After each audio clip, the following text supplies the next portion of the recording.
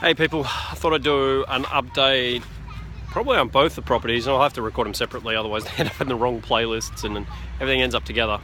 Kind of in my head it all makes sense because they're part of the same sort of deals. I do them in and out of both, but I'll keep them separate for this. Anyway, so the townhouse site. So the neighbours next door kind of like what we've proposed. We're just negotiating at the moment the details of how we purchase it, how much we pay them, the perks that I give them, because I can't quite give them the money that they want. I think I'm giving them a good price, but what else I can put into the deal, what other conditions. Now we get 800 square metres extra, which means that our density on the block becomes complying density instead of discretionary, where discretionary means you don't quite have enough square metres for what you're planning to build, and complying means you bang on. We're actually 1 metre over. So for the number of residences that we're building, which is 6 if we get the extra square metres, we will have just the right number of metres plus the existing house. So there's actually 7. And in our planning zone, it's 325 square metres per residence, even if they're on the single title, strata title, whatever. So that's pretty good. Architect did a first draft on those and we ended up with some interesting stuff. Now, I posted some pictures of the architectural stuff, but for those of you who missed it because you don't follow our Facebook page, go to our Facebook page and follow us right now.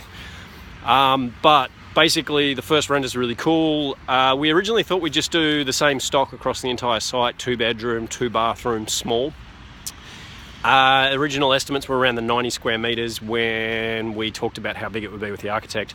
Now, once he actually drew out his concept and kind of got it up there, it's actually 86 square metres for 2 bedroom, 2 bath, largish kind of living area. Living area opens onto an internal courtyard. The internal courtyard creates that private open space that we need for planning approval, and it needs to have the right angle on it, which it does. So that's pretty good. I'm just glancing away to make sure my kids aren't running in front of traffic right now. They're running around the park. Yeah, so that's good. The design's really good, but he found that because where our sewer easement is in our block, it's kind of not quite the middle, and we've got the existing house at the front and then two bedders right behind the existing house before the sewer easement. It then goes quite a big chunk of block behind it. We don't want to put 3 there, that's just too tight. So we wanted to put the 2 there. And there's enough space that we put another one of those 2 bedroom stock, and we put a smallish 3 bedroom. So it's 3 bedroom, 2 bathroom, quite a nice little floor plan. The only thing I'm not quite a fan of is there's quite a big chunk of hall. That chunk of hall is, you kind of got to get somewhere. You've got to go somewhere. It'd be nice if we could all be in a big square, but to fit on the block, we've got to be a bit longer, so you need the hallway there. But yeah, I've asked them to kind of come up with some options. But other than that, it's 104, maybe 106 square metres for a 3 bed, 2 bath. So it's not massively compact, but we're not dealing with an affordability issue as much as quality of stock. And if I want to put quality stock into this market, I don't want to do it big, and I don't want to be building mansions. I want to be building something thoughtful, compact, and really shifting the discussion around a better use of square metres, a better use of materials, a better use of heating resources. The other thing that's really interesting that I've got my business partner on this deal has a bunch of solar connections because of another business she's in. So we can get panels basically for cost, and we've got a pretty good company here in town who I've been talking about doing some business development stuff with, where we get them to do work on our site. They do it at a really reasonable cost, and we supply some panels, maybe through our connections, maybe help them out with a bigger order. And then we also put in batteries, and they came up with this idea of using a microgrid. So basically that means we put the entire development behind a meter, 1 single meter. We'll have 7 residences with smart meters on them.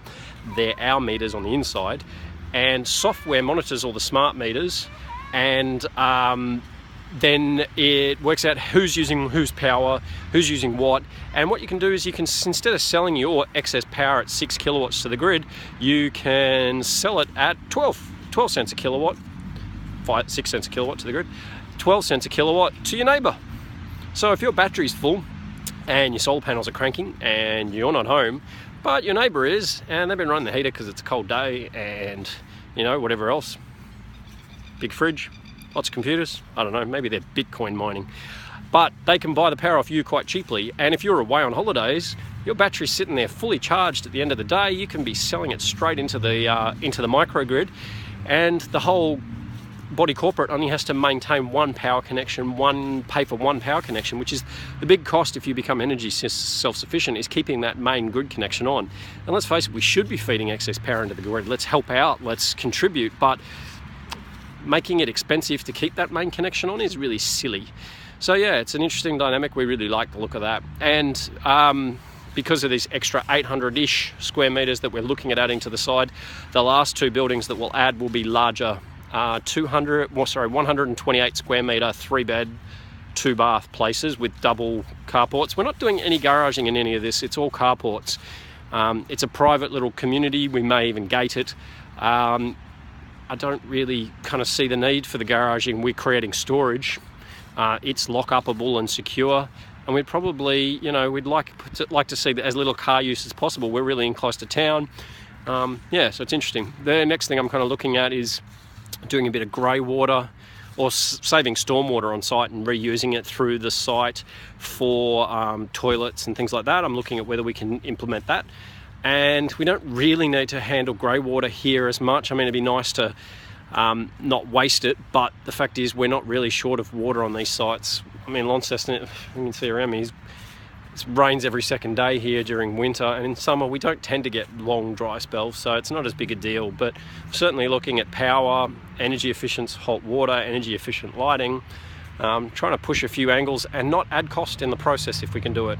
So yeah, that's where the townhouse site's at. We'll hopefully be lodging our DA in about 2.5 weeks. Hopefully by then we have some written contracts in place for the extra bit of land. Geotech just got done. I've got a company doing that whose turnaround is under a week. So they drilled the holes on Wednesday, they did some, Friday the rest, and I'm told we'll have the report back early next week, which will be really cool. It'll just give the architect peace of mind that whatever he's speccing will sit on the land and not sink in. Anyway, if you've got any questions, post them up. Like our Facebook page, Next Developments, on there you'll find us. Subscribe to the YouTube channel. I'm going to go hang out with my kids in a big tree.